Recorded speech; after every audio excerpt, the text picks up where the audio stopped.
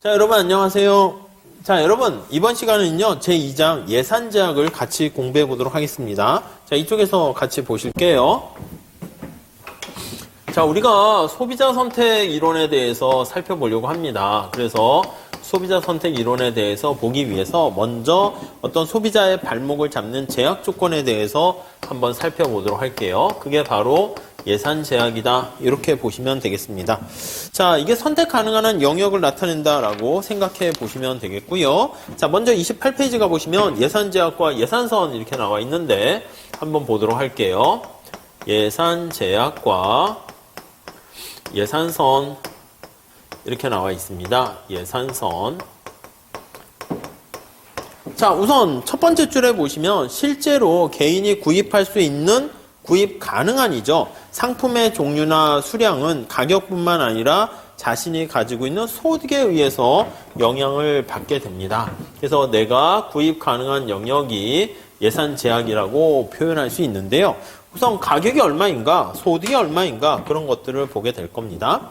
자, 먼저 첫 번째 예산 제약 이렇게 나와 있어요. 예산 제약. 네, 우선 첫 번째 줄 볼까요? 상품에는 컴퓨터나 자동차 등과 같이 일정한 형태를 지니는 재화와 그리고 금융, 보험, 이발 등과 같은 무형의 서비스가 있습니다. 자, 다시요. 어떤 상품에는요, 우리가 이제 뭐로 구성되어 있는가라고 하면 재화와 서비스로 구성되어 있다. 이렇게 보시면 되겠습니다. 그래서 우리가 상품 이런 표현을 쓰게 될 텐데 재화는요, 거기 나와 있는 것처럼 컴퓨터, 자동차처럼 눈에 보이는 거예요. 눈에 보이는 거. 그걸 재화라 그러고요. 서비스는요, 눈에 안 보여. 금융 서비스, 보험 서비스, 뭐 교육 서비스, 이발 서비스 이런 거예요. 눈에 안 보입니다. 눈 X 이렇게 합시다. 네, 이렇게 돼 있습니다. 자, 그렇게 돼 있고 재화가 이제 무수히 많이 있지만 여기서 우리는 두 개만 있다라고 얘기를 할 거예요. 아셨죠? 네, 그 정도 정리하시면 될 것 같아요. 자, 그리고 이제 이 상품이 있는데 우리가 몇 개를 얼마나 살 것인가를 보면 가격을 가지고 얘기합니다. 자, 그래서 그 마지막 단락 밑에서 두 번째 줄 보시면 이 물건을 구입하는데 구입할 때 이 가격을 보고 결정하는데 이 가격이 시장에서 막 내가 막 늘렸다 줄였다 올렸다 낮췄다 조정할 수 없다라고 가정을 할게요. 그래서 가격이 시장에서 결정되는데 가격은 시장에서 결정되는데 자, 우리 소비자들은요, 시장에서 결정된 가격을 받아들인다 이렇게 얘기할 겁니다. 그것을 가격 수용자다 이렇게 얘기할 거예요. 가격 수용자다. 자, 이거는 시장에서 우리가 막 가격을 바꿀 수 없기 때문에 프라이스 테이커다 이렇게 얘기를 할 거예요. 아셨죠? 가격 수용자 이 표현을 잘 봐주시면 되겠습니다. 자, 우선 그 가격이라는 표현을 한번 밑에 부록 나와 있는데 한번 잘 봐주시죠. 자, 참고로 가격 한번 볼게요. 가격. 자, 참고 보시면 가격의 단위 이렇게 나와 있습니다. 가격은 첫 번째 줄에 보시면 소비자가 상품을 구입할 때 한 단위당 지불해야 되는 금액입니다. 그렇죠. 우리가 사과를 한 단위, 한 개를 구입하기 위해서는 얼마의 돈을 지불해야 되는가? 그게 바로 가격 이렇게 얘기합니다. 자, 그러니까 거기 보시면은 PX다라고 하면 XJ 가격인데 이거는 정확하게 얘기하면 거기 나와 있듯이 단위를 명확하게 표현하면 X1 이렇게 나타내는 거예요. PX1, XP1 이렇게 돼 있고요. 한 단위 이렇게 표현을 해요.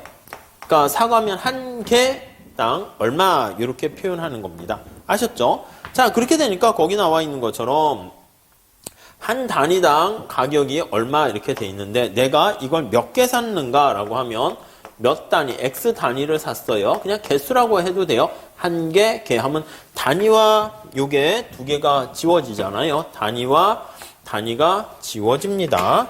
자, 그러면 요게 바로 어떻게 돼? 단위 없으니까 PX에다가 X를 곱한 거기 보시면 PX에다가 X를 곱한 1 이렇게 얘기합니다.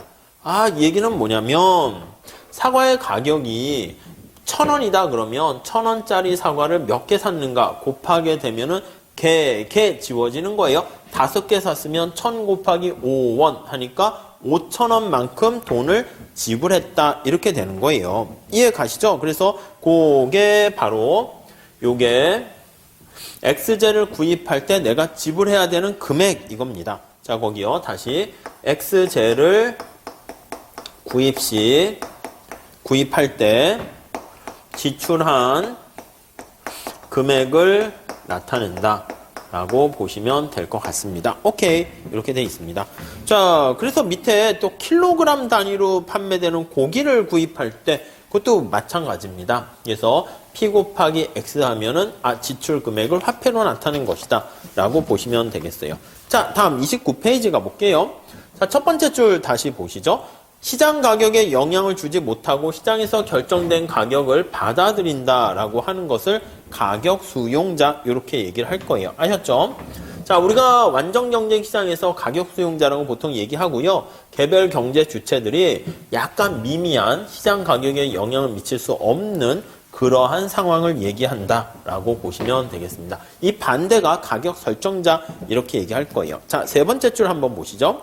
자, 이러한 가정하에서 자신의 소득 M을 가지고 두 종류의 상품 X, Y를 각각 XY만큼 구입하는 경우를 생각해보자 이렇게 얘기하는데 이것도 이제 참고로 한번 볼게요. 우리 X라고 하면은요 이게 상품을 표현하는 거예요. 그리고 이 스몰 x라고 하면 상품의 개수를 표현하는 거예요. 밑에 각주 나와 있습니다. 이게 상품의 이름이고요. 상품은 재화나 서비스를 얘기한다고 그랬죠. 상품의 이름 이렇게 나와 있고 요거는 상품의 수량 이렇게 나와 있습니다. 뭐 그렇지 않습니까? 사실 우리가 혼용해서 쓰기도 해요. 근데 이제 정확하게 얘기하려면 대문자는 상품의 이름, X는 수량 이렇게 얘기하죠. 왜냐면 이게 사과를 이제 X라고 이렇게 표현을 했으면 스몰 X는 사과의 수량이면은 기호를 다르게 해야지. 사과 자체니까. 그래서 사과의 수량 이렇게 된 거를 우리가 스몰 X 이렇게 표현합니다. 근데 우리는 때로 그냥 혼용해서 쓰면은 여러분들이 그런가 보다 이렇게 그냥 해 주시면 되겠습니다. 자, 그래서 거기 나와 있는 것처럼 다시 위로 올라가 보시면 소득을 M이라고 그러고 각각의 상품을 X제 가격을 PX, Y제 가격을 PY 이렇게 나와 있고 소비량을 X 이렇게 나타내면 자, 요걸 가지고 이제 주어진 상황에서 구입 가능한 한 우리가 예산 제약을 나타내려고 합니다. 자, XY는 반드시 정수일 필요는 없다라고 되어 있고 2-1식을 보시면 자, 그래서 이걸 예산 제약 이렇게 얘기를 하게 돼요. 그래서 budget constraint 이렇게 표현을 해요. 그래서 내가 얼마짜리 하는 X제를 몇 개 샀니? 해서 X제의 지출 금액이고 얼마짜리 하는 Y제를 몇 개 샀니? 이게 Y제의 지출액이 됩니다. 자, 다시요. 요거는 X제에 대한 지출액이고 지출액 그리고 요거는 Y제에 대한 지출액을 나타냅니다. 그래서 Y제에 대한 지출액 이렇게 되는 겁니다. 자, 그래서 X제에 대한 지출 금액과 Y제에 대한 지출 금액이 소득 M보다는 작아야 한다. 이렇게 전제를 깔고 얘기를 진행하게 됩니다. 오케이. 이렇게 돼 있고요. 자, 우선 그 밑에 2-1씩 나와 있고 1번 보세요. 각 상품의 수량의 순서상 우리가 상품 묶음 이렇게 얘기하고요. 상품 묶음들로 표현된 평면을 상품 평면 이렇게 얘기합니다. 자, 그래서 우리가 요게 상품 평면이 되는 거예요. 그래서 상품 평면 우리가 이제 소비 가능한 선택 가능한 그런 영역을 나타내고요. 커머디티 플레인 이렇게 표현하고요. 여기가 이제 X, 여기가 Y 상품의 개수예요. 요 위에 있는 게 바로 뭐냐면 우리가 다 상품의 묶음이다 이렇게 보시면 돼요. 그래서 A라는 것은 뭐 X, 0, Y, 0 이렇게 있고요. B라는 것은 X1, Y1 이렇게 찍을 수가 있게 됩니다. 이러한 순서가 있어요. 앞에 게 X고 뒤에 게 Y라고 하는 이러한 순서상을 상품 묶음 이렇게 표현을 하게 됩니다. 오케이, 그렇게 보시면 되겠습니다. 자, 그래서 우리가 이제 예산 제약을 표현한 것이고 이걸 구입 가능한 영역을 표현한 게 마지막 단락 볼까요? 그게 예산 집합이요. 상품 묶음 중에서 상품 우리가 만족시키는 선택할 수 있는 이 조건을 만족시키는 집합을 예산 집합이다. 이렇게 얘기합니다. 예산 집합. 네, 이렇게 체크하시면 되겠습니다. 이렇게. 네, 버지트 셋 이렇게 표현합니다. 자, 거기 보시면 즉 소비자가 주어진 시장 가격에서 자신의 소득으로 구입할 수 있는 상품 묶음들의 집합이에요. 그래서 거기 보니까 뭐가 주어졌어요? 주어진 시장 가격이에요. 또 주어진 소득입니다. 소득 내에서 소득 내에서 거기 보시면 구입할 수 있는, 구입할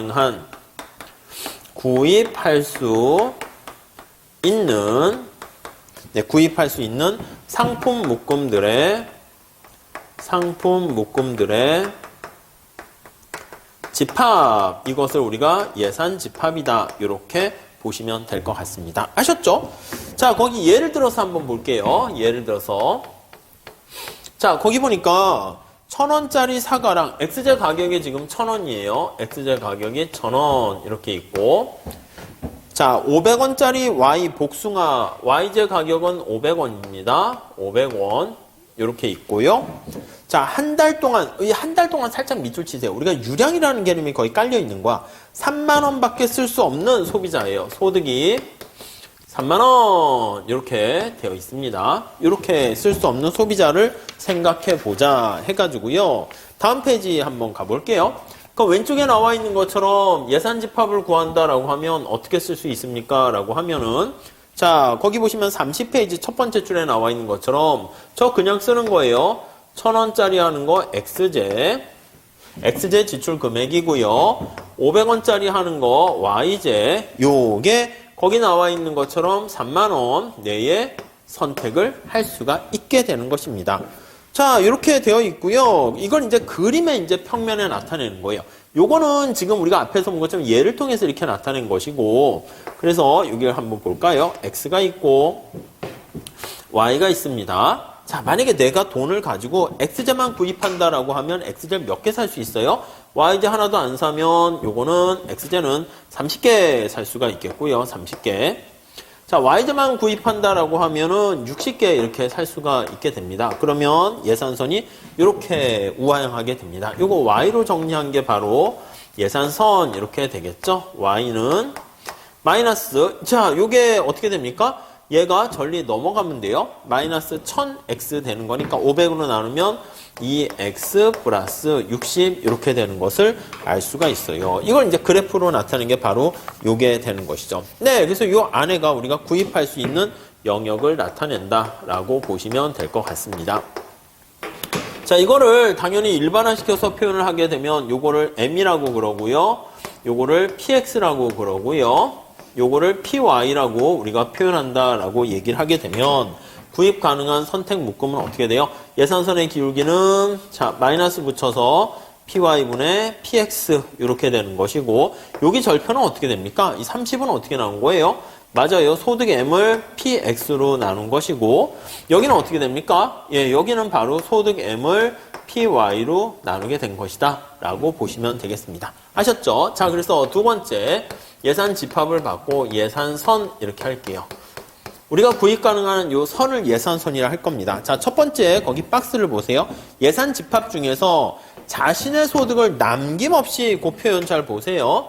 요 선상에 있는 건 어떻게 돼? 돈을 남김없이 다 쓴 거예요. 남김없이 모든 돈을 다 지출하게 된 것을 우리가 예산선 이렇게 하고요. 아니 그럼 남긴 게 있습니까? 예, 이 안에 있을 때는 남긴 게 있어요. 남김이 있어요. 돈이 남긴 거야. 남은 걸 뭐 저축한다라고도 할 수 있겠지만 돈을 다 쓰지 않은 겁니다. 자, 그래서 예산 선회식은 이게 소득보다 작거나 같다 이런 게 없고요. 그냥 소득과 같다 이렇게 생각하시면 될 것 같습니다. 자, 그래서 다시 정리하시면 예산선은 소득 M을 가지고 돈을 다 쓰는 겁니다. 그래서 X에 지출하는 금액과 Y에 지출하는 금액이 이렇게 정리가 돼 있는 거죠. 자, 그때 거기 보시면 2-2식에 나와 있는데 거기서 PX랑 PY랑 M은 소비자에게 이미 주어져 있는 값이다. 이해되십니까?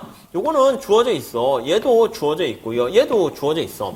그러니까 시장에 물건을 사러 갈 때 우리가 선택할 수 있는 내생 변수라고 우리 지난 시간에 봤잖아요. 요 X요. 이건 우리가 컨트롤할 수 있다니까. 여기 Y요, Y. 이거는 우리가 컨트롤할 수 있어. 그러니까 X와 Y는 요 예산 선상에서 우리가 컨트롤할 수 있는 요게 그러니까 내생 변수다. 이렇게 생각을 하시면 될 것 같고요. 그리고 여기 나와 있는 X의 가격, Y의 가격, 소득 이거는 우리가 선택할 수 없는 영역이 되는 것이죠. 그래서 이게 외생 변수 이렇게 보시면 되겠습니다.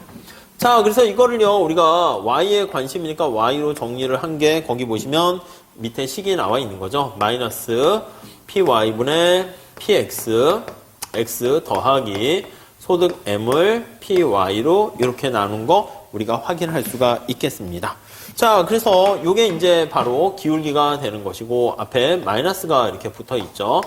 기울기 이렇게 돼 있고 요게 바로 수직축 절편 이렇게 보시면 될 것 같습니다. 뭐 간단한 얘기인데 살짝 한번 책에 있는 거 봤습니다. 넘어가 볼게요.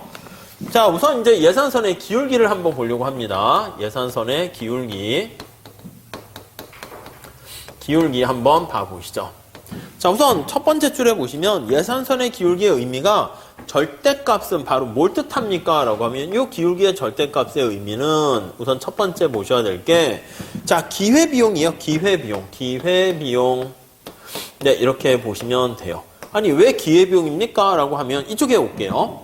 자, XJ 가격이 1,000원이고 YJ 가격이 500원이야. 그러면 PY분의 PX면 2 이렇게 되잖아요. 이 2는 뭐냐면 내가 바구니에다가 XJ를 하나 더 담으려고 해. XJ를 하나 더 추가 시. 자, 그러면 어떻게 돼? 1,000원짜리를 추가하는 거 아니겠습니까? 그럼 YJ 500원짜리는 몇 개를 덜어내야 돼요? 1,000원짜리 넣었으니까 500원짜리 2개를 빼야죠. 그러면 YJ를 2개를 덜어내 이렇게 된다고. 덜어내 이렇게요. 이해되십니까? 네, 그래서 이 기회비용 PY분의 PX라는 것은 바로 뭘 뜻합니까? 라고 하면 YJ 가격이 500원, XJ 가격이 1,000원 이 얘기는 XJ 하나를 추가하기 위해서는 YJ를 얼마나 덜어내야 되는가 그걸 뜻합니다. 그래서 첫 번째 줄에 예산선의 기울기의 절대값은 기회비용 이렇게 나타내는 것이고요.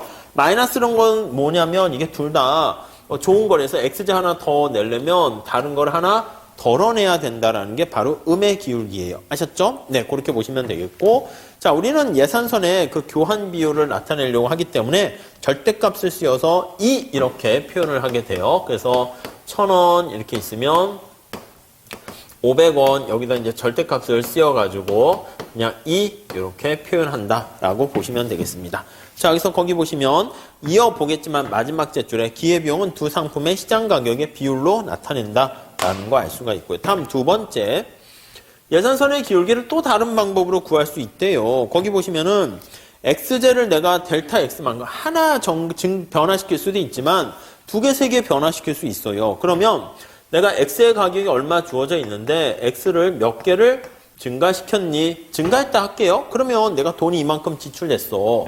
자, 그러면 내가 YJ는 덜어내야 돼요. 얼만큼 덜어내냐면 YJ 가격이 가만히 있는데 YJ를 얼마 몇 개 변화시켰더니 그때 내가 소득이 얼마 변화하는 건데 이 소득은 변하면 안 되잖아. 주어진 소득 내에서 선택하니까 얘가 빵 이렇게 되는 거예요. 이해 가시죠? 자, 그래서 우리가 기울기는 어떻게 나타내요? 원래 기울기는 예산선의 기울기는 자, 거기 나와 있는 것처럼 2-30 밑에 나와 있는 것처럼 사식이네요. 델타 X분의 델타 Y 요게 이제 기울기란 말입니다. 자, 그러면 요걸 정리하면 PY분의 마이너스 붙어서 PX 이런 관계를 우리가 끄집어낼 수가 있습니다. 이해 가시죠? 자, 그래서 그 밑에 2-40 바로 밑에 한번 볼게요. 여기서 좌변은 XJ를 델타 X만큼 더 구입했을 때 예산선을 만족시키려고 하면 YJ를 얼마만큼 덜 구입해야 되는가 이걸 나타내는 거예요. 이게 주어진 예산선상에서 XJ를 변화시키려면 우리가 YJ를 얼마나 변화시켜야 되는가 그거를 나타내게 되고요. 이게 바로 XJ 기회비용을 YJ로 나타낸다 이 뜻입니다. 자, 다시요. XJ를 하나 더 증가시키기 위해서 XJ를 하나 더 얻기 위해서는 YJ는 얼마나 덜어내야 되니 그걸 나타내는 거죠. 그게 바로 XJ에 대한 기회비용이죠. 그래서 XJ에 대한 기회비용을 의미한다라고 보시면 될 것 같습니다. 아시겠죠? 네, 그렇게 정리하시면 되겠습니다. 그래서 XJ를 더 소비하기 위해서는 그만큼 YJ 소비의 기회를 포기해야 되기 때문에 이게 XJ의 기회비용. 그래서 우리가 표현할 때는 이렇게 하세요. 여기 분자에 X 있잖아. 그래서 관심사가 언제나 이 분자에는 X라고 보시면 돼요. 그래서 PY분의 PX는 관심사인 XJ의 기회비용이다. 이렇게 정리를 하시면 될 것 같습니다. 오케이, 그 정도 봐주시고요. 다음 33페이지에는 거기 보시면 x분의 y 그게 뭐 평균이고요. 델타 x분의 델타 y, dx분의 dy 그런 얘기가 거기 나와 있으니까 그거 한번 여러분들 쫙 읽어보시면 이 미시경제 끝날 때까지 우리가 계속 쓰이는 그 식을 잘 보시게 될 겁니다. 다음 세 번째 한번 볼게요. 세 번째 그 읽을 거리 부록 밑에 보시면 자, 예산선의 기울기는 거기 보시면 첫 번째 줄에 가격 비율이 상대 가격을 의미합니다. 자, 예산선의 기울기는 기회비용, XJ 기회비용이고 상대 가격을 의미해요. 상대 가격을 네, 이렇게 합니다. 자, 거기 보시면은 여기 XJ 가격이 1,000원이고 YJ 가격이 500원이잖아. 그러면 YJ 가격보다 XJ 가격이 2배 비싸다. 그걸 뜻하는 것이죠. 그래서 여기 나와 있는 것처럼 자, YJ 가격이 500원입니다. PY분의 PX는 XJ 가격이 1,000원입니다. 그럼 우리가 앞에서 본 것처럼 요 끝에 원과 원이 이렇게 지워지잖아. 그러면 이거 값이 2 이렇게 나온다고. 2가 바로 뭐라고요? 그게 바로 XJ인 사과랑 YJ인 복숭아의 교환 비율이 되는 겁니다. 그래서 이게 바로 상대 가격이다. 이렇게 나와 있습니다. 아셨죠? 네, 그 정도 정리하시면 되겠습니다. 자, 그래서 상대 가격의 단위 거기 나와 있어요. 또 부록에 있습니다. 상대 가격의 단위 거기 보시면 킬로그램당 얼마 리터 뭐 그런 식으로 쭉 나와 있는 거 한번 읽어보시면 될 테니까 객관적 교환 비율을 나타내는 것이다 라고 정리를 하시면 될 것 같습니다. 자, 그렇게 보시고 그 다음에 예산선의 또 다른 표현 방법 나와 있는데 저쪽 가서 한번 볼게요. 자, 우리 예산 제약과 예산선 이렇게 나와 있고요. 예산선을 어떻게 표현하는가 그거를 한번 살펴보고 있어요. 자, 그래서 예산선에 아니 왜 또 뭐 또 다른 표현 방법? 아니 그냥 뭐 하면 안 돼? 예, 또 다른 표현 방법 이렇게 나타내고 있네요. 한번 살펴보도록 할게요. 자, 우선 첫 번째 우리가 예산선을 얘기할 때요. 보시면 소득 M이 있잖아요. 그러면 X의 가격을 이렇게 놨고요. X의 소비량, Y의 가격에다가 Y의 소비량 이렇게 얘기했어요. 자, 근데 거기 보시면 34페이지 한번 가볼게요. 자, 그랬을 때 거기 보시면 밑에서 두 번째 줄에 YJ 그것을 구입하는데 지출한 금액을 측정할 경우 YJ에 관련된 걸 우리가 1로 이렇게 나타내게 되면 좀 편리한 점이 있어요. 요걸 1이라고 놓을게요. 아니 어떻게 그렇게 놓을 수 있습니까? 예, 우리 각주 5번도 살짝 체크해 볼게요. 자, YJ 구입에 거기 보시면 10,000원을 지출했다라고 하면 요거요. 살짝 그러니까 YJ의 이 대문자 쓸게요. YJ의 지출액이 지출 금액이 10,000원이다라고 할게요. 10,000원 이렇게 들어갔다라고 합시다. 자, 그러면 우리가 이렇게 쓸 수 있어요. 이 10,000원은 거기 나와 있는 것처럼 우리가 얘는 PY 가격에다가 YJ 개수 이렇게 표현을 할 수 있다고요. 자, 그럼 여러 가지 방법이 있을 텐데 자, YJ 가격이 1,000원일 때 요게 1,000원일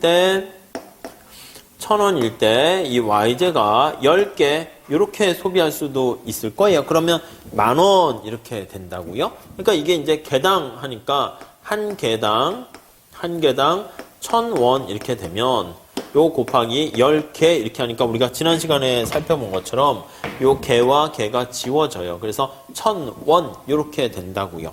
자, 근데 우리가 여러 가지 방법이 있겠지만 요 YJ를요 그냥 가만히 보면 요 YJ 가격을요 거기 나와 있는 것처럼 1로 이렇게 바꿔버리는 거야. 그럼 이 YJ를요 잘게 쪼개서 만등분을 잘게 나눠버리게 되면 YJ 한 단위의 가격은 요게 1이 되고 그 다음 얘는 어떻게 해요? 10,000개가 되는 거야. 10,000개가 되는 거야. 이렇게.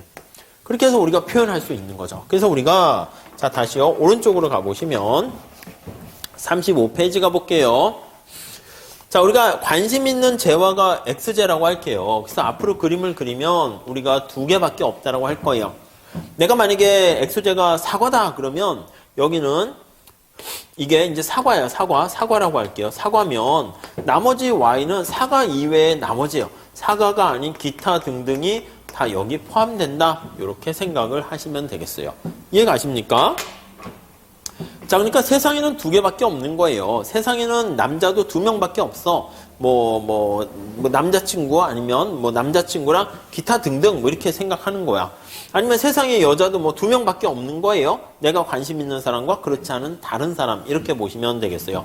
세상에 과일은 두 개밖에 없어요. 사과랑 나머지 기타 등등. 그러니까 기타 등등은요, 우리가 사과 이외 나머지를 다 이렇게 포괄하는 가장 좋은 게 사실은 우리가 돈이야, 돈. 그래서 돈으로 표현하기도 하고요. 아니면 이거를 복합재다 이렇게 표현을 할 거예요. 모든 게 다 여기 다 포함되어 있는 겁니다. 그래서 네 번째 줄에 Y제처럼 해당 상품 이외에 다른 모든 상품을 다 모아서 컴포지트 이렇게 해서 나타낸 그거를 복합재 이렇게 표현을 할 겁니다. 아셨죠?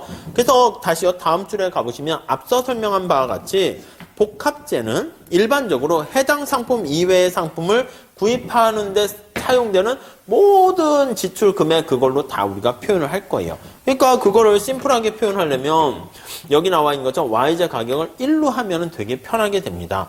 자, 그러면 우리가 요거는 1이 돼버리니까 없어지죠. 그러면 PY분의 PX가 예산선의 기울기인데 굳이 하첨자 쓸 필요가 없잖아요. 그래서 얘를 그냥 그럴 때는 P 이렇게 쓸 거예요. 그냥 P로 쓰면 되겠습니다. 이해 가시죠? 아니면 PX로 써도 되고요. 자, 그렇게 되면 거기는 첫 번째 줄에 그냥 PX로 놔두긴 했습니다. 자, 그렇게 되면 우리가 이렇게 얘기할 수 있어요. 소득 M을 만약에 P로 바꾼다 그러면 P, X 더하기 Y 이런 식으로 쓰게 돼. 그러면 상대 가격이 원래 PY분의 PX인데 그냥 P로 그냥 표현하면 그게 바로 X제 가격 이렇게 표현할 수가 있겠습니다. 아무튼 이렇게 하나 일반화 시켜서 하나 별 차이는 없다라는 게 거기도 나와 있습니다. 오케이. 자, 그 다음에 이제 가로 2번에 보시면은요, 이러한 무수한 상품이 있는 것을 단순화시켜서 세 번째 줄 보시면 X제 이외 다른 상품의 가격들은 우리가 분석하고 있는 기간 동안에 변하지 않는다라고 할 때 그냥 Y제는 그냥 1로 항상 고정되어 있다라고 얘기하고 X제 가격이 변하면 그냥 이거 X제 가격만 변하는 걸로 우리가 표현할 때 많이 사용하게 될 수 있습니다. 자, 그래서 만약에 X제 가격도 그냥 1이다라고 하면 예를 들어서 자, 거기 3번에 나와 있는 겁니다. 그러면 X제 가격도 1 이렇게 하면 소득 M을 가지고 X에 몇 개 샀냐, Y에 몇 개 샀냐 이렇게 식을 쓸 수가 있다는 것이죠. 그럼 기울기가 마이너스 1 되는 거 알 수가 있습니다. 밑에 그림 나와 있어요. 그러면 여기가 X고 여기가 Y고 자, 그럼 X제 몇 개 살 수 있습니까? Y제 빵개 하면 여기는 M개까지 살 수가 있고요. 자, Y제 몇 개 살 수 있습니까? Y제가 개당 1원이기 때문에 X에다 빵을 넣으면 여기도 M이 되고요. 기울기는 마이너스 1의 기울기가 된다. 이렇게 보시면 될 것 같습니다. 복잡하거나 그런 건 아닌 것 같습니다. 자, 우리 36페이지 가서 예제 문제를 한번 풀어보도록 하겠습니다. 예산선이 다양한 형태로 변화하는 거 그걸 한번 체크해 볼게요. 예제, 이 책의 장점이 예제가 있는 미시경제학 이렇게 돼 있어요. 자, 어느 개인이 50만 원으로 식품, X가 식품이고요. 기타 상품이 Y예요. 그걸 구입한다 하자. X, Y를 각각 해당 상품 사는데 지출한 금액으로 측정을 할 때 다음 경우 예산선을 구하세요. 이렇게 나와 있어요. 자, 우리가 암묵적으로 X랑 Y제 가격은 다 1로 고정돼 있다라고 깔고 들어간 것 같아요. 자, 그러면 소득 원래 이렇게 M 해가지고 X, Y 이렇게 앞에 나온 거 연결해서 본 겁니다. 자, 그렇게 되면은 거기 보시면 소득이 얼마라고요? 50만 원 이렇게 있습니다. 그냥 50이라고 쓸게요. 50만 원 가지고 쓸 수 있는 상품 묶음은 어떻게 됩니까? 원래 예산선은 당연히 X 50개까지 살 수 있어요. 개당 10,000원짜리니까. Y 하면 이것도 50만 원 50개 살 수 있어요. 그래서 이렇게 예산선을 우리가 그릴 수가 있게 됩니다. 오케이, 이게 원래 예산선이고요. 자, 그런데 여기다가 이제 이게 첫 번째고 외부적인 충격이 발생합니다. 예산선에도 어떤 충격인가 보니까 B번 보세요. B번 여기 이제 A였고 B는 자 20만 원어치까지는 식품을 반값에 살 수 있는 식품 구입권을 받았습니다. 그러니까 20개까지 식품이 X제잖아. 요 X가 식품이에요. 식품. 자, 내가 50개까지 살 수 있는데 20개까지 구입을 한다라고 하면 그때까지는 가격을 반값에 할인해.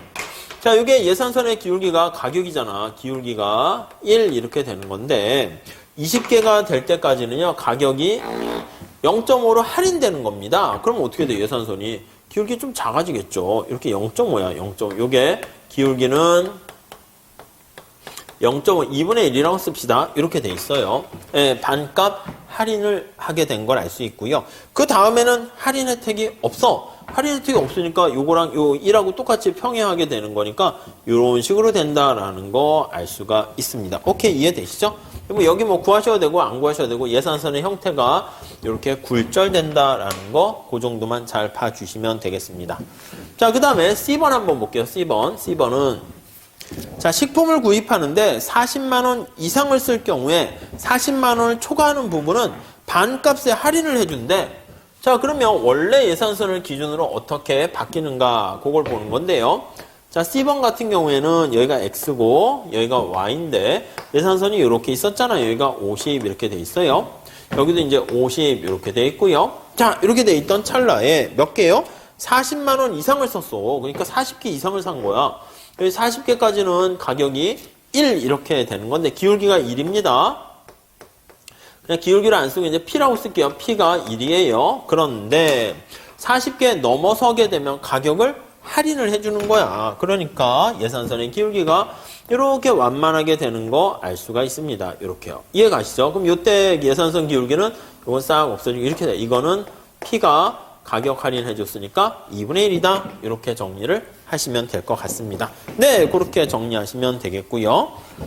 자, 다음 D번 한번 볼까요? D번은 어떻게 돼요? D번은 자, 개인이 40만 원어치 이상을 구입할 수 없도록 한 거야. 뭘? 아니, 당연히 X제겠지. 자, 그러니까 X제를 40개 이상 구입할 수 없는 거예요. 그러면 XY가 있을 때 예산선이 여기가 이제 50, 여기도 50 이렇게 있는데 40개 이상은 구입 못합니다. 이렇게 제약을 걸어버리게 된 겁니다. 이해 가시죠? 자, 그러면 이 오른쪽으로 갈 수가 없으니까 여기서 스톱해서 끊어지게 되는 거야. 그래서 쭉쭉쭉쭉 해서 이렇게 날아가게 된다라는 것을 생각해 보시면 될 것 같습니다. 자, 이렇게 다양한 예산선의 형태를 여러분들이 체크를 해 주시면 되겠어요.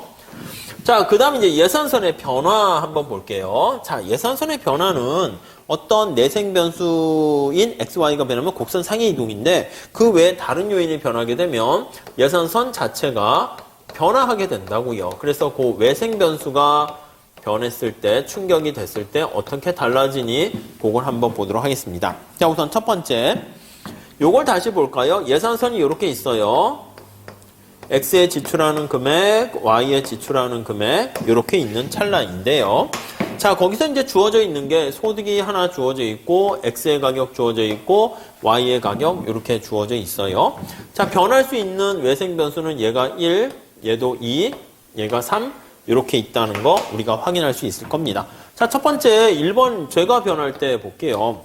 소득이 변화 시 소득이 증가하는 경우 한번 볼게요. 증가 시 이렇게 합시다. 첫 번째 줄 봅시다.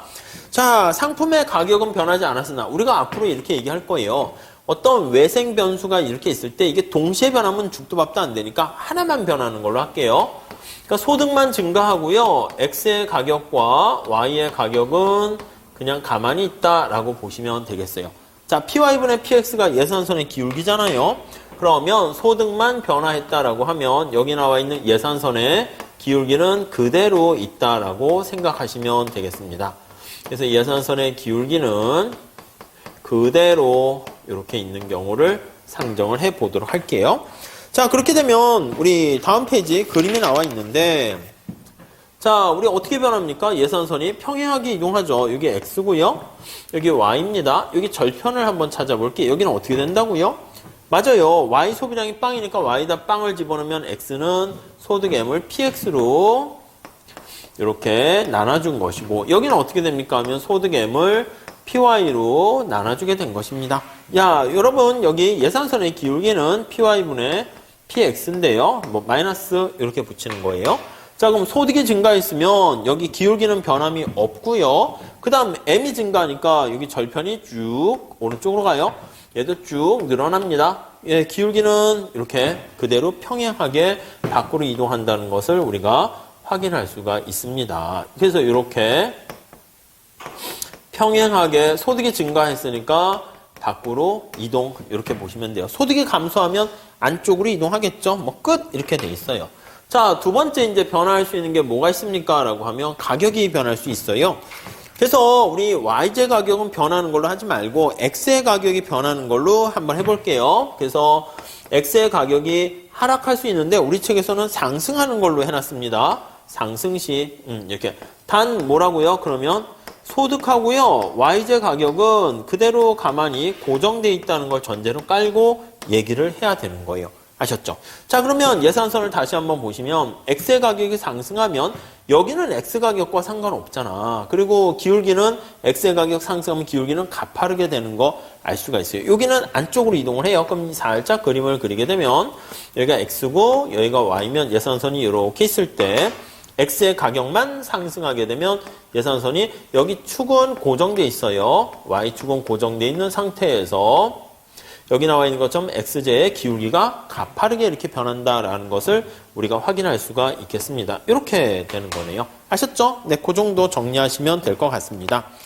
자, 그리고 예산선의 기울기는 어떻게 된다고요? PY분의 PX가 되는데 X의 가격이 올라가니까 예산선의 기울기는 좀 더 가파르게 된다라고 정리를 하시면 되겠습니다. 아셨죠? 그렇게 정리하시죠.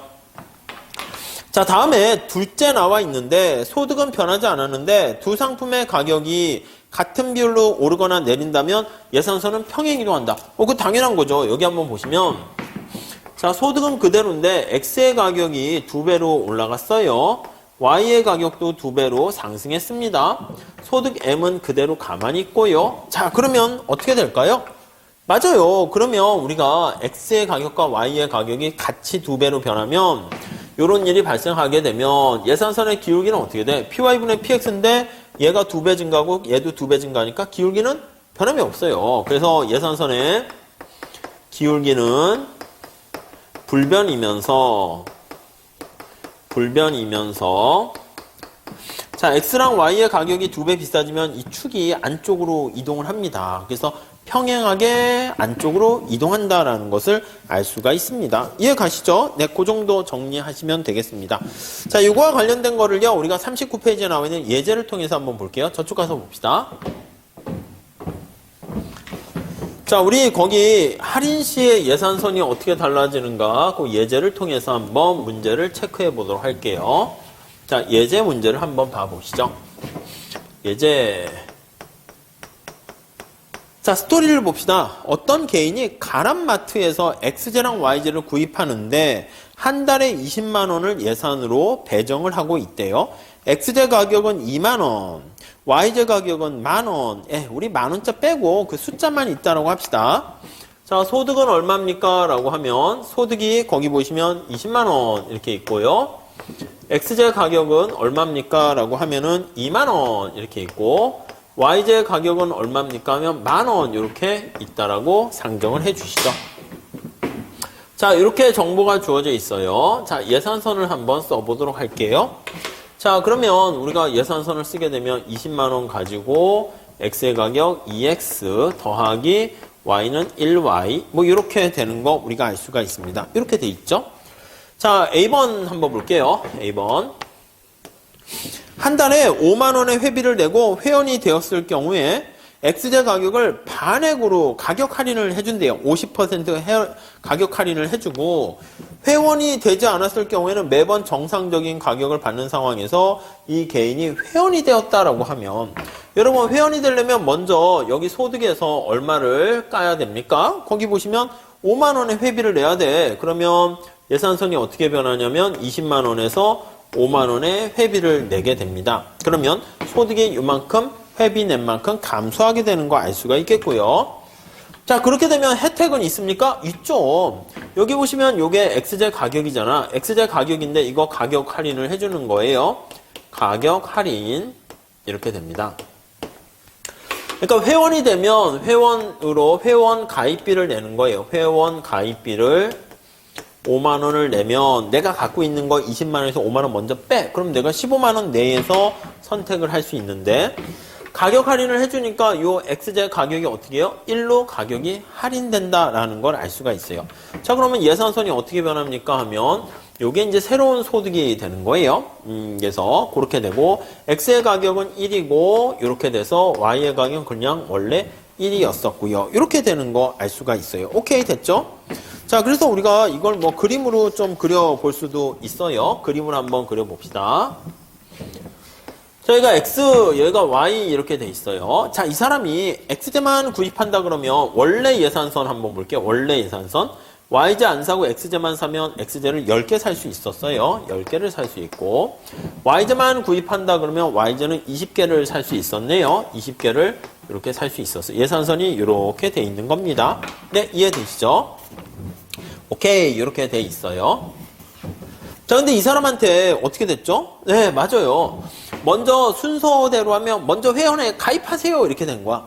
그렇죠? 물론 이제 꼬시는 방법도 있지. 먼저 가격 할인 해줄게요. 그럼 와 신난다 했더니 예, 가입비 내세요. 이럴 수 있어. 근데 그 책에서는 그냥 뭐 어느 게 먼저인지는 상관없으니까. 자, 그래서 먼저 회원 가입비를 내요. 그러면 여기 20만 원에서 스텝 1 해가지고 15만 원으로 소득이 줄어들어요. 그럼 예산선이 이렇게 안쪽으로 이동을 하게 됩니다. 이렇게 안쪽으로 이동을 해요. 이게 바로 여기가 이제 15 이렇게 되는 거죠. 그래서 Y제만 구입하려면 이렇게 15개만 살 수밖에 없는 상황으로 바뀌게 됩니다. 오케이, 이해되셨죠? 여기는 어떻게 됩니까? 예, 거기 보시면은 여기는 안쪽으로 쭉 이동을 해서 5개밖에 살 수가 없는 그런 상황이, 여기 보시면, Y제는 여기 보시면 가격이 15 되고 X제만 산다라고 하면 2분의 15 이렇게 될 거예요. 아무튼 여기는 그냥 쓰지는 않을게요. 자, 그 다음에 X제 가격 할인을 해줍니다. 가격 할인 혜택을 주는 거니까 예산선의 기울기는 어떻게 돼요? 기울기가 이거보다 완만하게 변해요. 그래서 거기 보시면 기울기가 완만하게 변한 거 알 수 있죠. 그래서 이렇게 완만하게 변했습니다. 여기가 15 이렇게 되니까 기울기가 이렇게 변한 거 2번 이렇게 되는 거 확인할 수가 있어요. 자, 그러면 스텝 바이 스텝으로 얘기하려고 그렇게 한 건데 원래 예산선 이 하얀 색깔에서 가격 할인을 해주면서 회원 가입비를 내세요. 그럼 예산선이 이렇게 파란 색깔 같이 이렇게 회전된다라는 거 알 수가 있습니다. 자, 그랬을 때 우리가 회전되는 여기 교차되는 부분을 한번 체크해 볼 필요도 있는데 교차되는 부분이 여기가 5 이렇게 되고요. 그 다음에 여기가 거기 보시면 얼마가 됩니까? 10 이렇게 되는 것을 알 수가 있습니다. 여기가 이제 교차점 이렇게 정리를 하시면 될 것 같아요. 아셨죠? 얘는 뭐 7.5인가요? 뭐 아무튼 뭐 구한다고 하면 그렇게 될 거고요. 네, 그렇게 보시면 되겠습니다. 자, 그 다음에 B번 같은 경우는 어떻게 되나 한번 볼게요. B번 한번 볼까요? 자, 다시 앞으로 가보시면 B번은요. 회원제를 폐지했어. 그 대신에 X제를 소비할 때 12만 원을 지출할 때까지는 정상적인 가격을 받고요. 12만 원을 넘어서게 되면은 그때 가격 할인을 해준대요. 자, 그러면 우선 예산선을 여기다 다시 한번 그려봅시다. 자, 그러면 12만 원 될 때까지는 가격 할인 혜택이 없는 거야. 그러니까 X제를 좀 많이 사야지 혜택을 주는 겁니다. 그래서 거기 보시면 예산선이 원래 예산선은 이렇게 있어요. 10개, 여기 뭐 20개 이렇게 돼 있는 상태입니다. 좀 지적을 하네요. 자, 여기서 이렇게 돼 있어요. 여기가 20개 해서 YJ 이렇게 돼 있어요. 자, 근데 거기 뭐라고 그랬습니까? 라고 하면 12만 원까지는 정상적인 가격을 지불하게 되다가 12만 원을 초과하는 금액에서는 자, 가격을 할인을 해줍니다. 거기 보니까 X제가 개당 2만 원 아닙니까? 12만 원을 쓴다라고 하면은 자, 이쪽으로 다시 오시면 X제 개당 2만 원이야. 그러면 12만 원을 초과하면 자, X제에 대한 지출액이 12만 원을 초과시 네, 그때 이제 가격 할인을 해주는 거야. 자, 그러면 12만 원을 초과했을 때 가격 할인을 해주는 거니까 몇 개까지 사야 되는 거예요? 가격 할인 받으려면. 그쵸? 개당 2만 원이니까 6개를 살 때 가격 할인을 받게 돼요. 그러니까 이제 여기 6개 이렇게 됩니다. 이렇게 할까요? 6개 여기까지 사게 되면 가격 할인을 받게 되는 걸 알 수가 있어요. 자, 그러니까 그 이전까지는 가격 할인을 못 받아서 이렇게 돼 있다가 6개 이상을 사게 되면 가격 할인을 얼마나 해준다고요? 그렇죠. 6개 이상 사면 가격을 2분의 1로 해준대. 그러면 여기까지는 사실 가격 할인 혜택을 못 받게 되니까 이 예산서는 20은 이 x 플러스 y인데 x가 6개보다 작을 때잖아. 그래서 x가 6개보다 작을 때 이거인 경우 이렇게 쓴 거고요. 뭐 거기 해설에도 잘 설명이 나와 있습니다. 자, 그런데 만약에 6개 이상을 구입하게 되면 가격을 할인해 주는 거예요. 그러니까 가격 할인해 줘서 얼마로요? 절반 할인해 주는 거예요. 그래서 이렇게. 그러니까 원래 4개를 더 살 수 있었는데 4개를 추가적으로 더 살 수 있게 되는 거예요. 그러니까 여기 4개 해서 14개까지 구입을 할 수 있게 된다라고 보시면 돼요. 그럼 예산선이 점점점 요거 가격 할인 혜택을 받게 되니까 없어지고 파란 색깔 같이 이러한 예산선의 형태를 지니게 된다라고 보시면 돼요. 얘는 어떻게 됐습니까? 예, 맞아요. 거기 보시면은 요거는 첫 번째 내가 20만 원에서 12만 원어치는 무조건 엑스젤 사야 돼. 그래서 20만 원에서 12만 원만큼은 엑스젤을 구입해야 됩니다. 그래야 이제 혜택을 받게 되는 거예요. 그래서 12만 원 빼주고요. 그 다음에는 가격 할인을 받았어. 엑스젤 가격이 1원 할인받아서 X 플러스 Y제는 그냥 원래 1원이었으니까 Y 이렇게 보시면 되겠습니다. 오케이, 이렇게 되죠. 근데 여기서 X는 어떻게 돼? X는 6개 이상을 구입해야 되니까 X-6 이렇게 6개를 초과했을 때, 그리고 Y제는 이렇게 Y 이렇게 보시면 되겠습니다. 아니면 요거 값을 찾으시죠. 여기 나와 있는 것처럼 14 빵, 그리고 6 여기에 나와 있는 거 찾아내시면 이거는 8 이렇게 되니까 2개 점을 연결해서 우리가 기울기로 계산을 하셔도 될 것 같고요. 자, 그래서 아무튼 정리를 다시 해보시면은 요거는 단 어떻게 되냐면 X가 6개보다 많이 소비하는 경우 이렇게 돼 있습니다. 자, 그렇게 정리하시면 되겠어요. 그래서 X제가 6개 될 때까지는 가격 할인 혜택을 못 받다가 6개 이후에는 가격 할인 혜택을 받게 되는 경우에 예산선이 굴절되는 걸 설명하고 있습니다. 자, 그 다음 41페이지 한번 가볼게요. 다음 세 번째. 자, 소득과 가격의 동시적인 변화와 예산선 이렇게 나와 있어요. 자, 우리가 예산선을 쓸 때 이렇게 썼어. 소득과 M이 있고요. X의 가격, X의 소비량, 그리고 Y의 가격, Y의 소비량 이렇게 돼 있는 거 알 수가 있습니다. 오케이, 됐죠? 자, 첫 번째 줄 볼게요.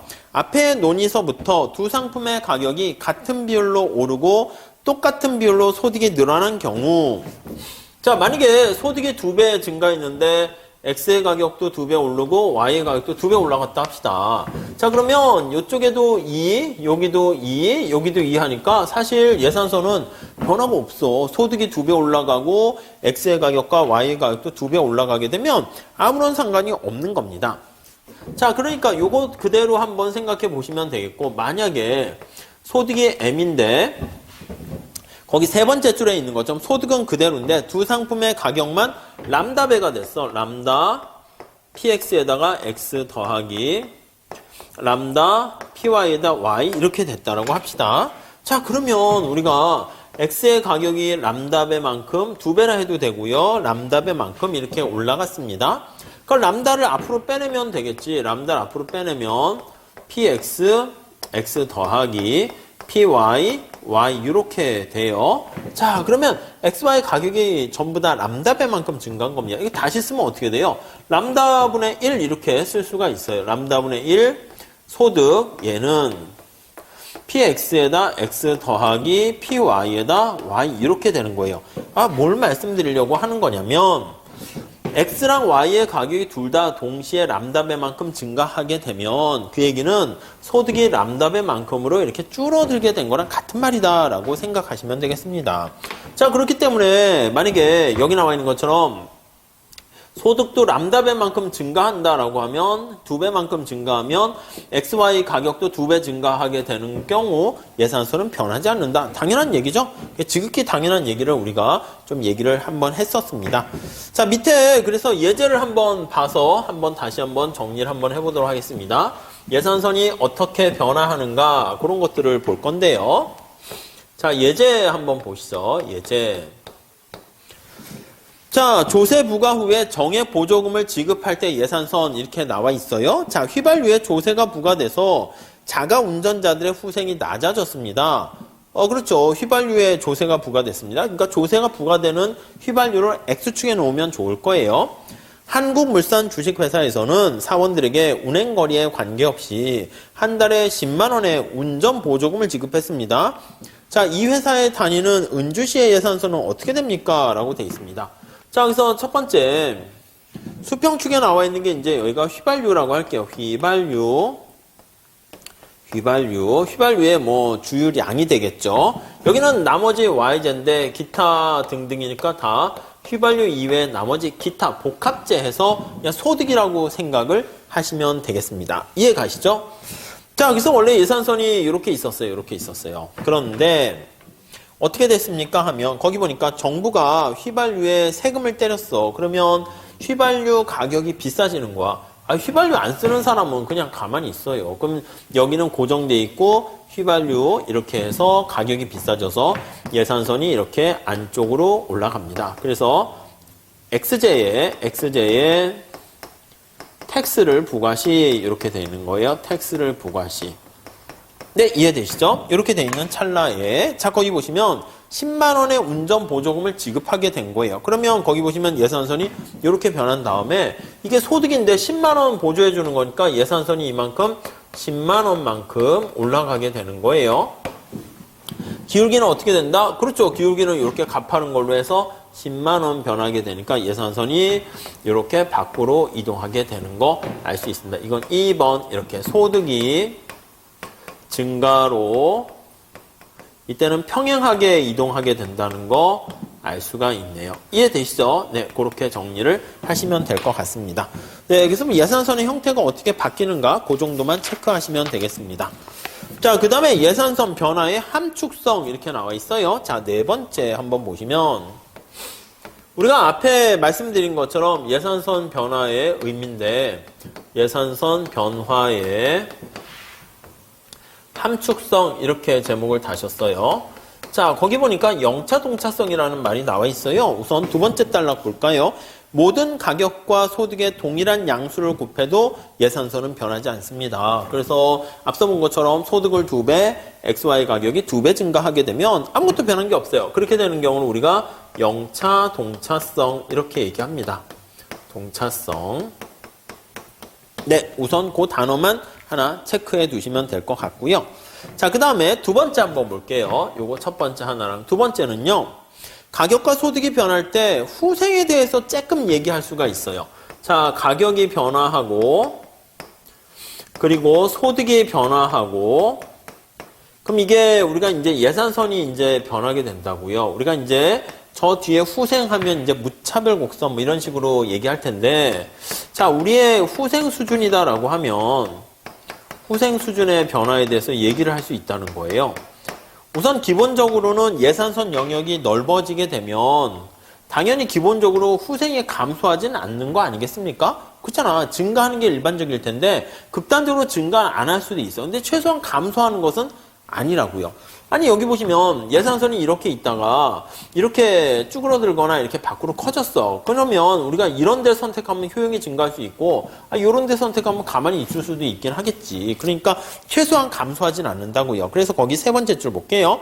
가격은 그대로 있고 다만 소득이 증가한 경우에는 예산선 영역이 커져요. 그래서 예산 집합 영역이 커져요. 그래서 예산 집합이 영역의 집합 영역이 커지면 이게 증가하게 되면 자, 그렇게 되면 거기 이전에 선택할 수 없었던 것들도 선택할 수 있을 수 있고 이전에 선택할 수 있었던 것도 계속 선택할 수 있어요. 선택의 제약이 빠지는 건 아닙니다. 자, 그 결과 뭐라고? 소비자 후생은 적어도 줄어들진 않는다. 후생이 최소한 감소하진 않는다. 거기까지 얘기할 수 있습니다. 마찬가지로 가격이 하락했어. 소득은 가만히 있는데 그 가격이 하락하면 예산선이 밖으로 가잖아. 역시 최소한 이전에 선택했었던 것도 우리가 선택할 수 있으니까 마찬가지로 후생은 줄어드는 것은 아니다. 이렇게 보시면 되겠습니다. 네, 그렇게 정리하시고요.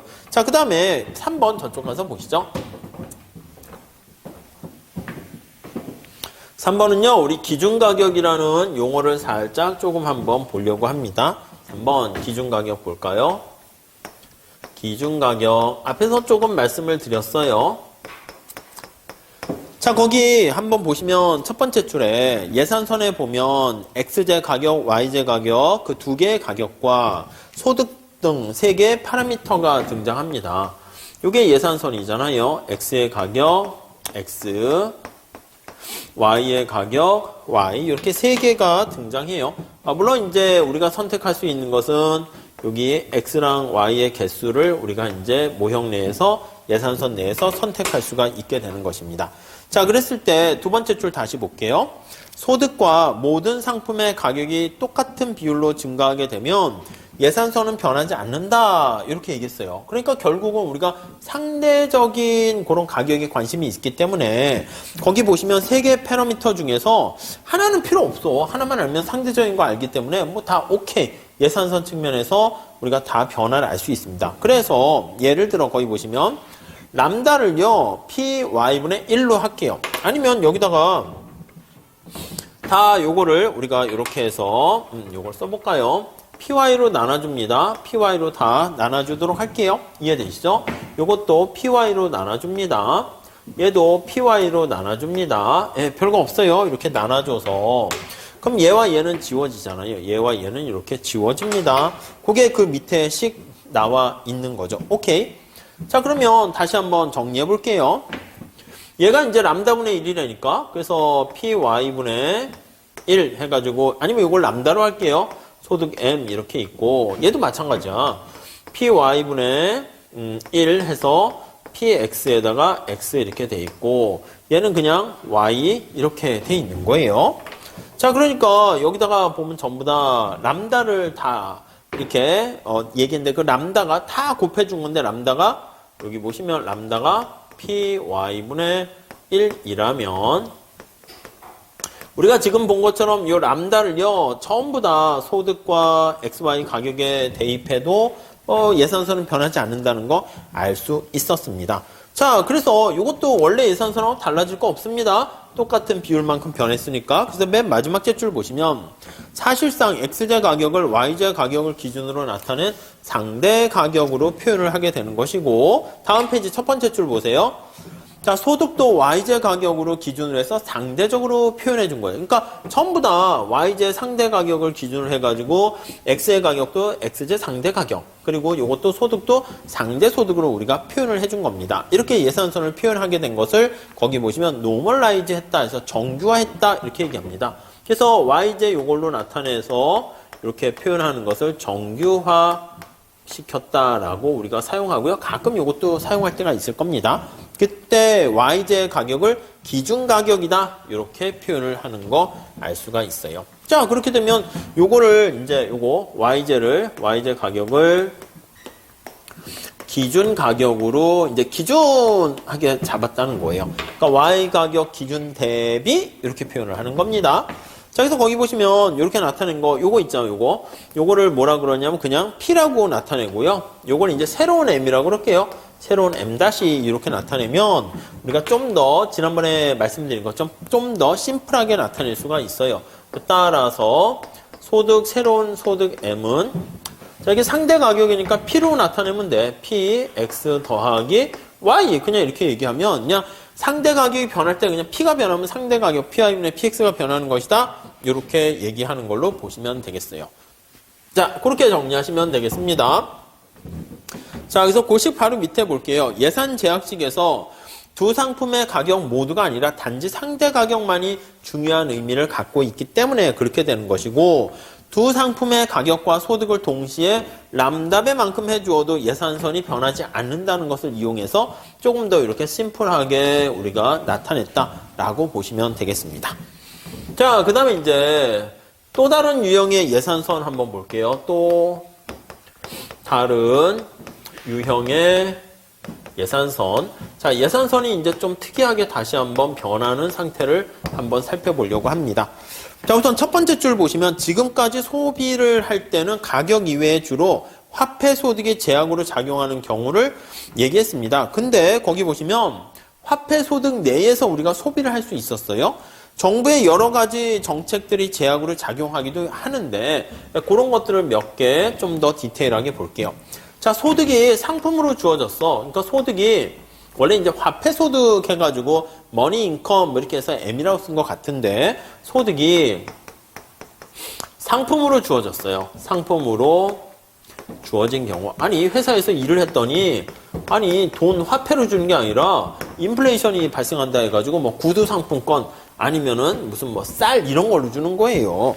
뭐 그렇게 보시면 돼. 그래서 거기 보시면 첫 번째 줄에 소득이 화폐로 주어진 게 아니라 쌀과 고기로 내가 갖고 있는 거야. 내가 이제 일을 해가지고 쌀과 고기를 만들어서 그걸 팔아가지고 내가 다른 거를 또 구입할 수 있다고 할게요. 자, 그래서 예를 들어서 거기 보니까 어떤 개인이 쌀 50단위를 가지고 있고 옷감 60단위를 가지고 있다 할게요. 초기 부전점 오메가라고 할까요? 쌀을 몇 개? 50. 옷감을 60. 이거를 내가 초기에 갖고 있다라고 할게요. 부존점 비슷하게 이렇게 가지는 거야. 내가 생산을 해가지고 쌀과 옷감을 이렇게 생산을 했다라고 보시면 되겠습니다.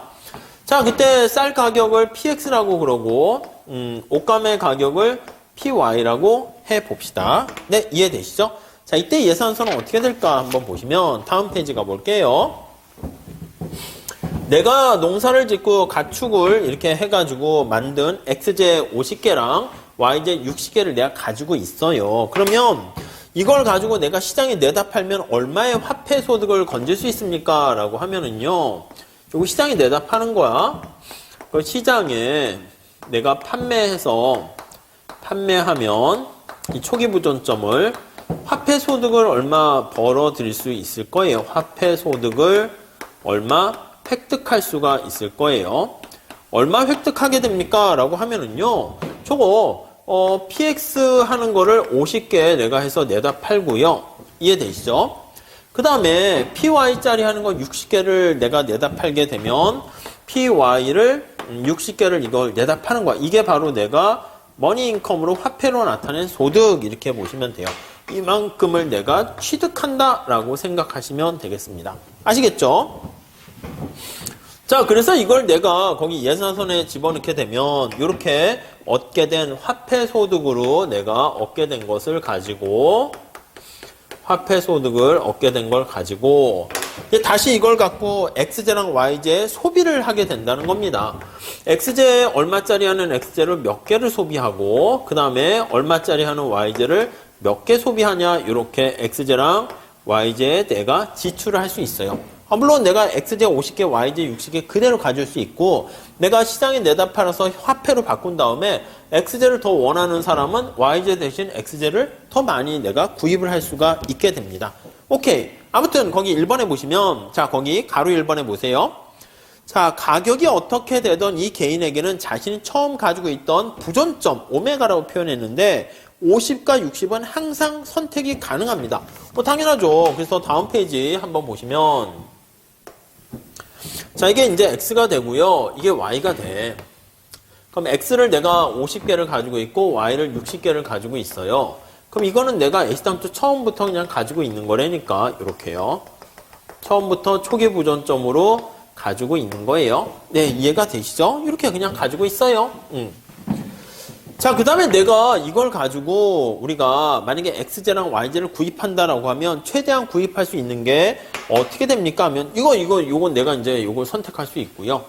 그래서 X와 Y제의 상대 가격에 의해서 우리가 이거를 바꿀 수가 있는 거예요. 이해가 되세요? 제가 거기 보시면 X제만 우리가 사게 되면 어떻게 됩니까? 하면 50에다가 더하기 60 여기 보시면 60PY가 있잖아.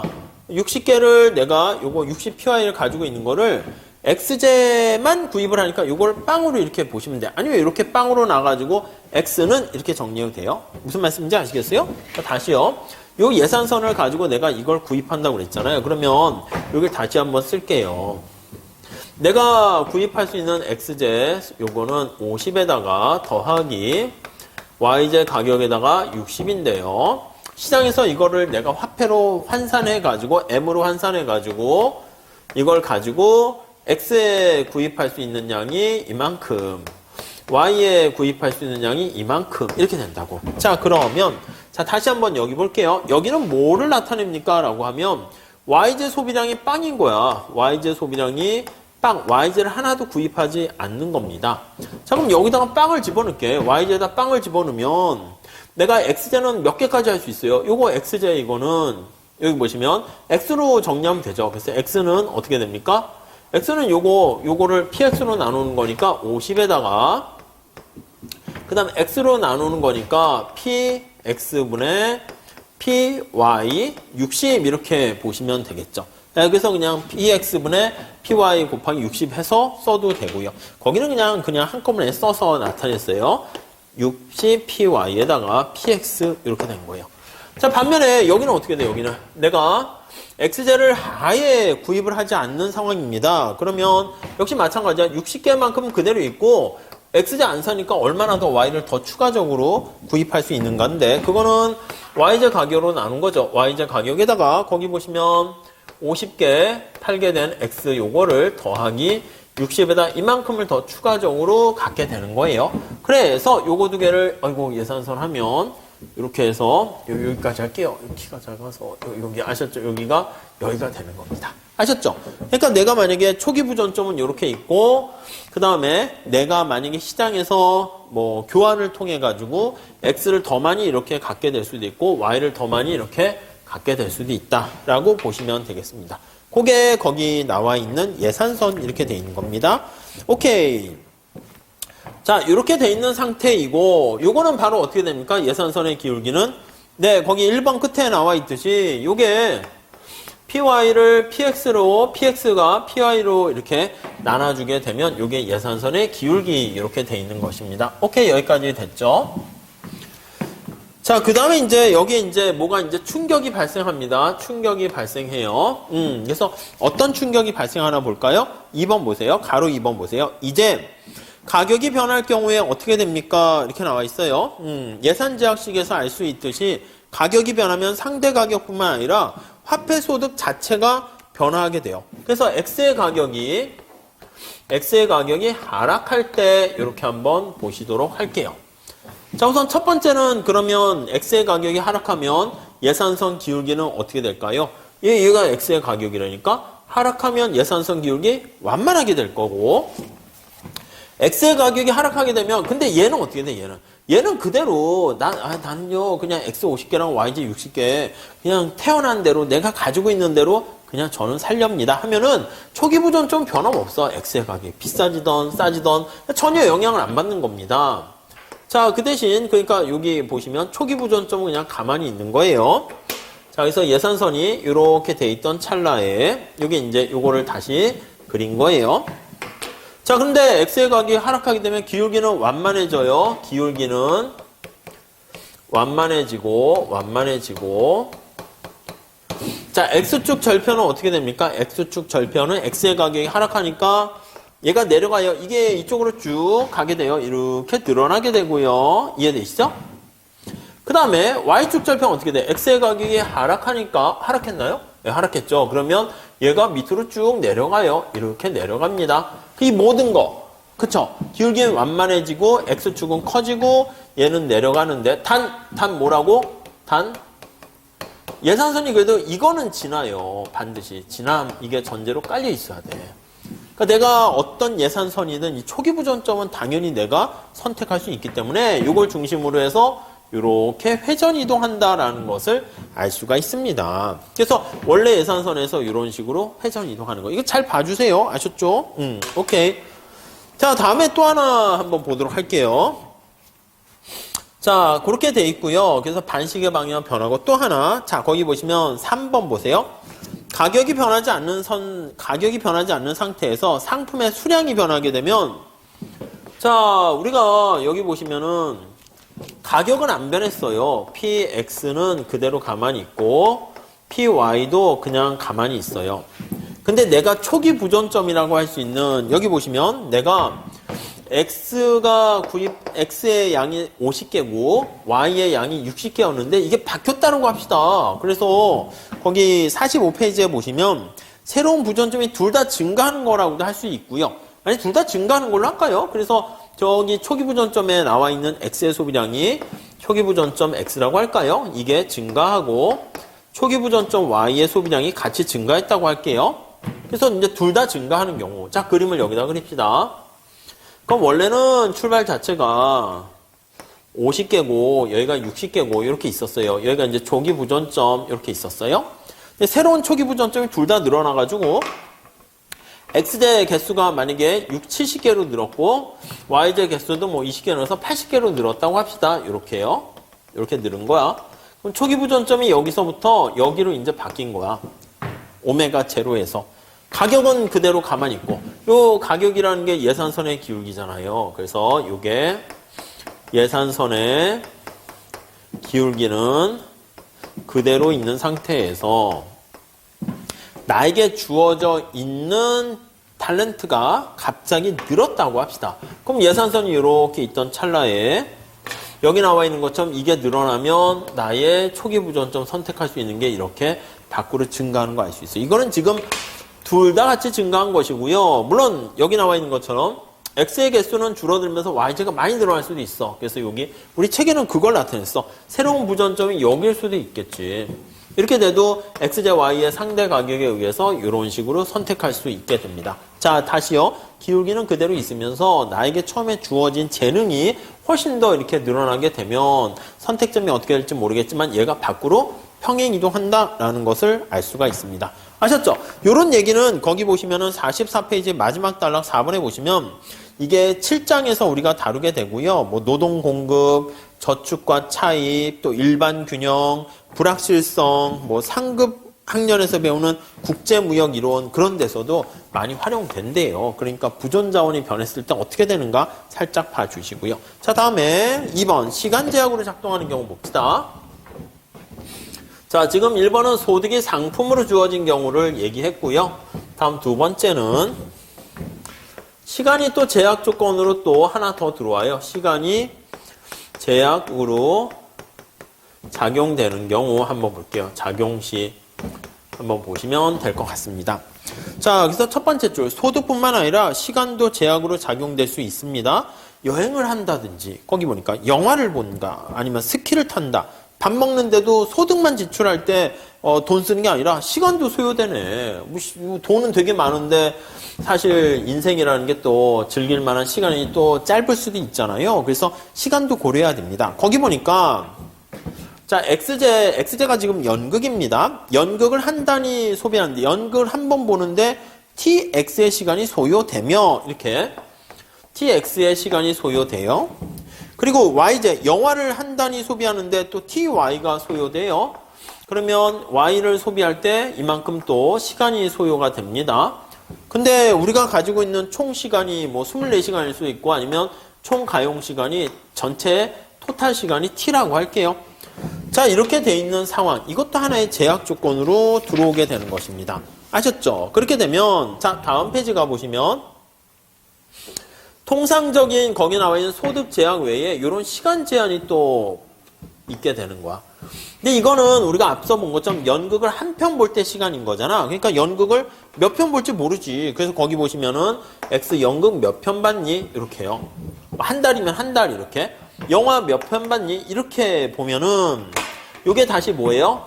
네, X제 연극에 사용된 시간이에요. 그래서 X제에 소요되는 시간, 투입되는 시간이고 요거는 Y제를 소비하는데 소요되는 시간 이렇게 돼요. 그래서 이게 전체적인 총 시간 내에서 우리가 사용을 해야 되는 것입니다.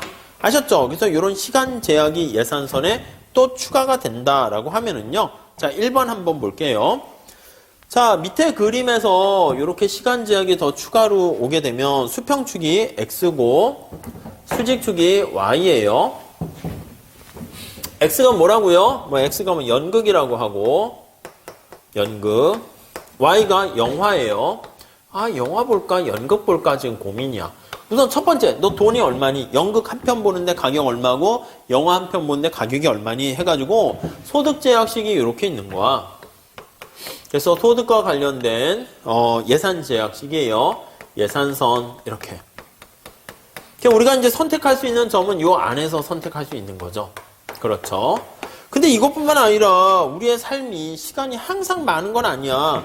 연극은 여기 보니까 시간이 더 좀 뭐 이렇게 영화보다는 좀 짧게 걸린다 할게요. 영화가 막 5시간짜리 영화라고 해봐요. 그래서 되게 길어. 그래가지고 거기 나와 있는 것처럼 또 시간 제약이 이렇게 또 걸릴 수가 있는 거예요. 그래서 시간 제약이 또 이렇게 있어요. 시간 예산선이라고 보시면 되겠습니다.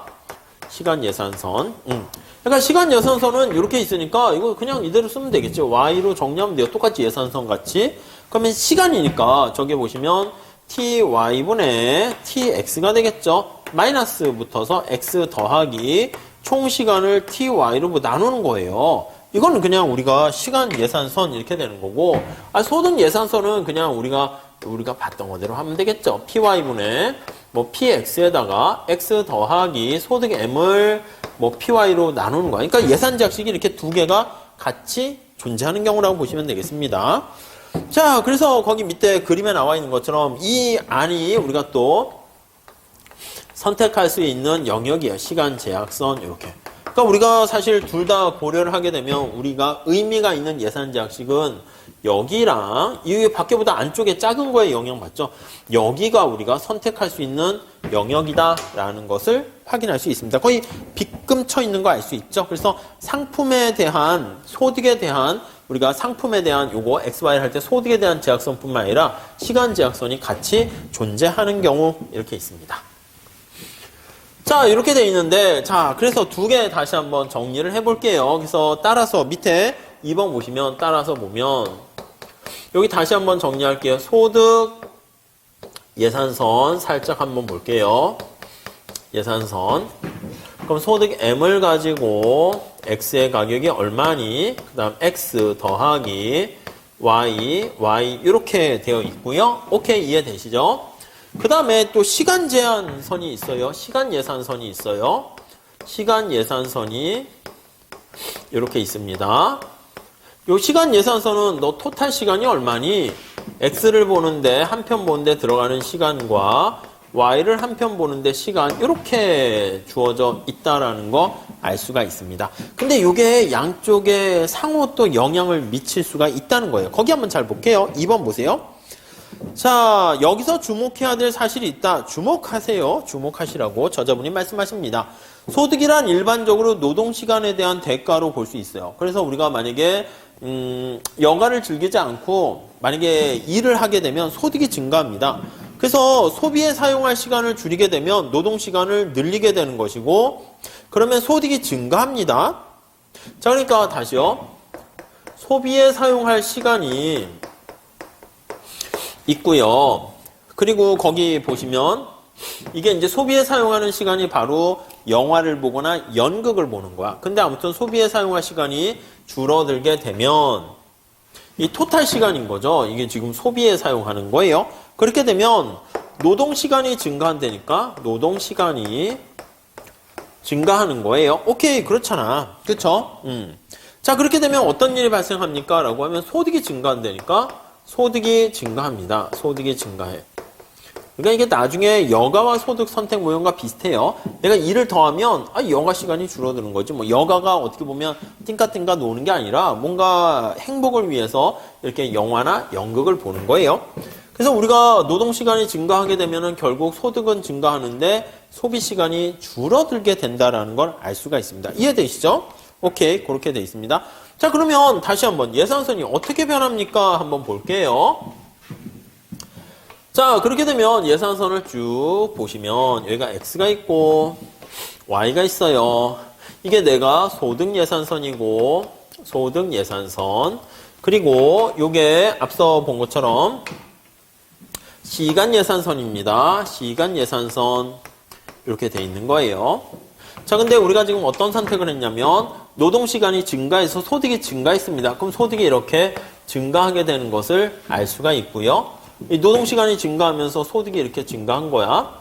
자, 그 다음에 소득이 증가하니까 우리가 일할 시간이 많아져서 여가를 즐길 수 있는 시간이 줄어든 거야. 그러면 여가를 즐길 수 있는 요 토탈 시간이 감소한 거라니까요. 그럼 여기에다가 반영을 하면 어떻게 됩니까? 첫 번째는 네, 소득이 증가했어. 소득이 증가했으니까 요거 예산선이 이렇게 증가하는 거예요. 빨간 색깔로 이렇게 가요. 그쵸?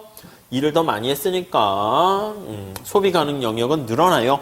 근데 대신 우리가 또 어떻게 돼? 여가 시간은 소비 가능한 시간은 줄어들잖아. 그래서 여기 나와 있는 것처럼 얘가 줄어들면 토탈 시간이 줄어든다니까? 아니 여기 보시면 상대 가격은 그대로 가만히 있어. 그래서 요거는 기울기는 그대로 불변이라니까 기울기는 불변이면서 위에도 마찬가지예요. PX랑 PY의 가격도 그대로 불변이면서 이렇게 해야 되는 거죠. 그러니까 얘가 어떻게 돼요? 얘가 밑으로 이렇게 이동할 거예요. 여기 밑으로 이렇게 갈 거예요. 이렇게.